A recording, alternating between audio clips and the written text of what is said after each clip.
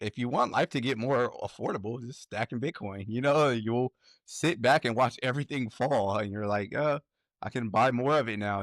So when Bitcoin doubles, is really everything got half off. Selling Bitcoin like completely, or like going out and saying like, hey, I want to have that faster horse, I want to be greedy and like want to have even more. That's just like a stupid trade. And Bitcoin, this is such an easy trade, and I think that's why people like almost don't want to do it, because it's such an easy thing of like, you buy Bitcoin and you just hold it. Yep, that's it. It sounds too simple to be true.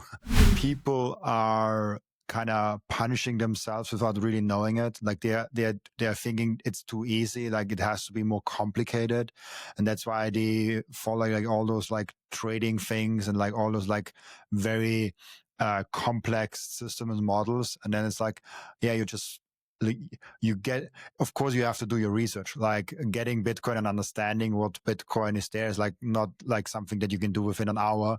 You have to dig a little deeper. You have to like understand where Bitcoin is coming from. But from that moment onward, you're like, okay, yeah, I understood it, I know where it's going, and I just like hold it. And I think it's human nature is so hard to like just like do nothing and sit back, let the grass grow, and just watch it grow. Yeah, yeah. What I like to think is, once you get it and you understand and you free up your time from all the other things, like a dog chasing cars, you go work on the next aspect of your life. So if you use Bitcoin as like the foundation, like, hey, all my financial worries are going to be taken care of because I'm storing a good percentage of my wealth in the Bitcoin, and that becomes the bottom layer. And then the next layer, like for me, was to go get my health right. Like, okay, I have this free time. I understand Bitcoin thoroughly. I don't spend as much time researching as I used to, because for the last 3 years, I'm like, this is all I'm learning about. And then eventually you catch on, you get it, you understand what's going on, you see the full playbook, and then you're like, all right, well, when I get paid, I'm buying more Bitcoin, and I'm not going to sell it.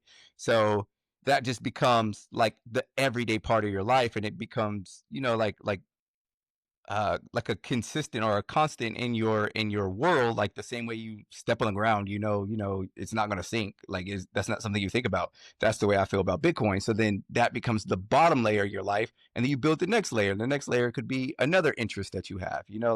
Like I said, for me, it was, let me go get my health right now. So all the time that I would spend doing other things, man, Bitcoin just gave me the reassurance. And for the people watching this, I hope you guys take this message and also embrace the same thing. Once you've done your research, once you understand what's going on, then you free up all your time and you go solve the next problem in your life. If you're in a good position because you studied Bitcoin, you deserve it. And if you're not, and you're just going to sit back and blame everything and everybody, then you kind of deserve it too, So I think it's like intellectually lazy to just go, oh, this is a scam. Like, okay, explain to me how it works. You can't, but it's a scam, right? So I think there's a lot of intellectually lazy people out there who don't want it to be true, because then that will kind of justify them missing out on where they think they missed out on the action. Let's say there's a family out there watching this that they have a combined income of $100,000 a year, and they're able to put $20,000 away into investments. And our last episode, Bitcoin was $65,000. So that would be, if Bitcoin stayed flat at that rate, that would be 3 years of their income just to get to the boat, right? But let's say they were ignoring the boat, and now 12 months later, it's at we're floating between 110 and 120. That's 6 years of income now, right? So the moment that you realize, like, hey, this is what's going on, the boat is much further, right? So I think that like kind of hurts people a lot. And another thing is, while you're on this gigantic, beautiful, peaceful boat, there are people who jump off the boat to go play on jet skis, and those are the altcoin people. Those are the people who want to, go in and out of positions, trade, do all these things. And from the boat, it looks fun. You're like, oh, these people are making money very fast. They have the faster horse. But what happens when the jet ski runs out of water and the boat's further away?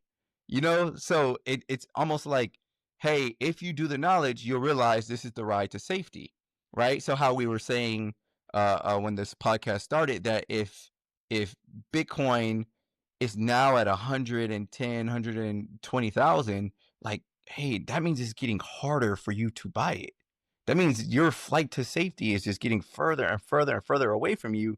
And mainly it's because, people are too lazy to acknowledge it. But what's going to happen is when you do, when the moment clicks that you're like, whoa, I should have been looked into this, or maybe I should have been looked into central banking, or maybe I should have been looked into why gold bugs are gold bugs. Like you could kind of start in different areas and you're going to end up with the same conclusion, which is Bitcoin.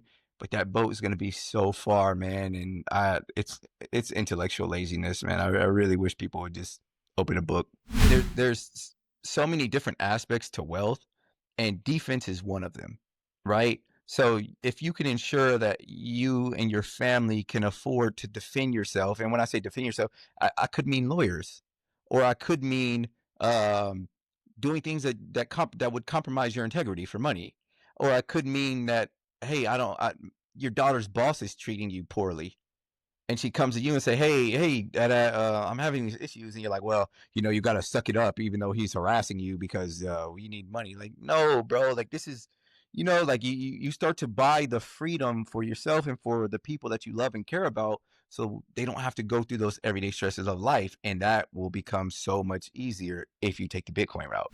The one thing that I do want in the future is a big ranch.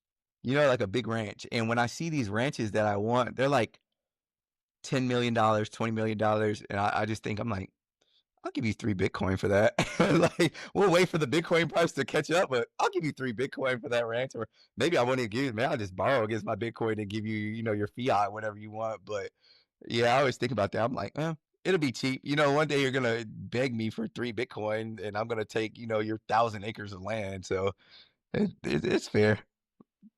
How do you actually look at like owning a home, owning your ranch or like your home where you live in versus renting, especially if you like consider the opportunity cost of both of them? So I used to be, back when I was a fiat guy. I used to be make a purchase on your home, own it outright, pay your property taxes, go on about your life, right?